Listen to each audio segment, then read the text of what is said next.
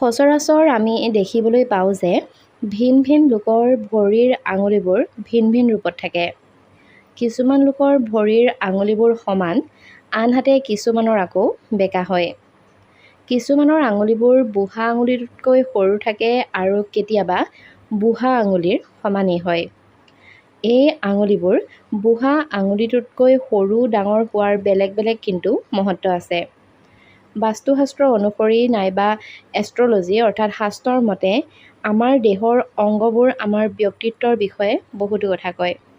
নমস্কাৰ, আস্থা ক্ৰিয়েশ্যনৰ নতুন এটা ভিডিঅ'ৰ মাজলৈ আপোনালোক সকলোকে পোনপ্ৰথমে স্বাগতম জনাইছোঁ। আজিৰ এই ভিডিঅ'টিৰ জৰিয়তে ভৰিৰ আঙুলি কেনেধৰণৰ হ'লে আপুনি কেনেধৰণৰ ফল পাব সেই সন্দৰ্ভত চমুকৈ আপোনালোকৰ লগত আলোচনা কৰিম।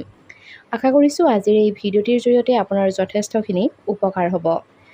নিতৌ নতুন নতুন আপডেটসমূহৰ কাৰণে আমাৰ চেনেলটি যদিহে এতিয়াও ছাবস্ক্ৰাইব কৰি ৰখা নাই তেনেহ'লে প্লিজ চেনেলটি ছাবস্ক্ৰাইব কৰি কাষত থকা বেল আইকনটো প্ৰেছ কৰি ল'ব। তেনেহ'লে অকণমান সময় পলম নকৰি ব'লক আজিৰ ভিডিঅ'টিৰ মাজভাগলৈ আগবাঢ়ো। আমি সৰ্বসাধাৰণতে ব্যক্তি এজনৰ অংগবোৰ দেখিও তেওঁৰ ব্যক্তিত্বৰ বিষয়ে ভালকৈ ক'ব পাৰোঁ। ব্যক্তি এজনৰ স্বভাৱ চৰিত্ৰ কেনে হ'ব সেই কথাও জানিব পাৰোঁ। ব্যক্তি এজনৰ অংগবোৰ দেখি তেওঁৰ ব্যক্তিত্বৰ বিষয়ে জানিব পৰা বিধিক সামুদ্ৰিক শাস্ত্ৰ ৰূপে জনা যায়। সামুদ্ৰিক শাস্ত্ৰৰ বিষয়ে অধ্যয়ন কৰাৰ পাছতেই এজন ব্যক্তিৰ ব্যক্তিত্ব তথা শস্যৰ বিষয়ে জানিব পৰা যায়। তাৰ লগতে ব্যক্তিজনৰ আচাৰ ব্যৱহাৰ তথা কৰ্মক্ষেত্ৰৰ বিষয়েও সহজে জানিব পৰা যায়।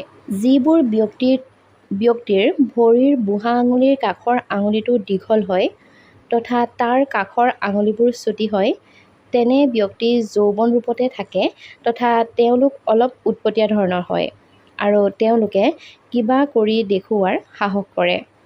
এনে ব্যক্তিয়ে যিকোনো কাম কৰিবলৈ সম্পূৰ্ণ মনোবল আৰু সাহস প্ৰয়োগ কৰে তথা শক্তিও প্ৰদৰ্শন কৰে।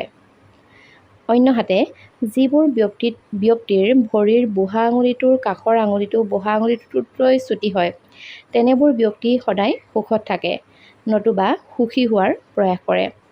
আৰু যিসকলৰ এই আঙুলিটো দীঘল তেওঁলোক মানসিকভাৱে সুস্থ হয়, কিন্তু এনে ব্যক্তি শাৰীৰিকভাৱে দুৰ্বল হ'ব পাৰে। এনে ব্যক্তিয়ে যিকোনো কাম ভাবি চিন্তি আৰু সযতনে কৰে। যদিহে বুঢ়া আঙুলিৰ সমানেই বাকী দুটা আঙুলিও হয় আৰু বাকীবোৰ আঙুলি তাতকৈ চুটি হয়, তেনেহ'লে ব্যক্তিজন সমাজৰ নিজৰ কষ্টৰ বাবে পৰিচিত হ'ব। এনে ব্যক্তি সদায় বহুত সাধাৰণ ধৰণৰ হয়। বেলেগৰ লগত কাজিয়া কৰাৰ পৰা তেনে ব্যক্তি সদায়ে আঁতৰত থাকে। অন্যহাতে যিসকল ব্যক্তিৰ ভৰিৰ আঙুলিবোৰ বুঢ়া আঙুলিটোতকৈ চুটি আৰু একাদ্ৰীক্ৰমে থাকে, তেনে ব্যক্তিয়ে সদায় নিজৰ শ্ৰেষ্ঠতা প্ৰমাণ কৰিবলৈ চেষ্টা কৰিব বিচাৰে। তেওঁলোকে সদায় নিজৰ অধিকাৰৰ বিষয়ে কথা কয়। তেওঁলোকে ভাবে যে তেওঁ যি কৰিছে নাইবা তেওঁ যি ভাবিছে সেয়াই শুদ্ধ আৰু ভাল আৰু লগতে বাকীবোৰ মানুহেও তেওঁ তেনেদৰেই স্বীকাৰ কৰাটো বিচাৰে। যদিহে সমাজ তথা ঘৰৰ কোনো সদস্যই তেনে ব্যক্তিৰ ইচ্ছাক বিৰোধ কৰে তেতিয়া সেই ব্যক্তিজনৰ বহুত খং উঠে, কিন্তু তেওঁলোকে এই খং বাহিৰত কাকো নেদেখুৱায়। যদিহে খং দেখুৱায় তেতিয়া কাৰো সন্মুখতো খং নকৰে। গতিকে আপোনাৰো ভৰিৰ আঙুলিবোৰ কেনেকুৱা আপুনি চাব আৰু লগতে এই ভিডিঅ'টো আপোনাৰ বন্ধুবৰ্গৰ লগত শ্বেয়াৰ কৰিব। নতুন এটা ভিডিঅ'ৰ জৰিয়তে খুব সোনকালে লগ পোৱাৰ প্ৰতিশ্ৰুতিৰে আজিৰ এই ভিডিঅ'টিৰ পৰা বিদায় লৈছোঁ। ধন্যবাদ।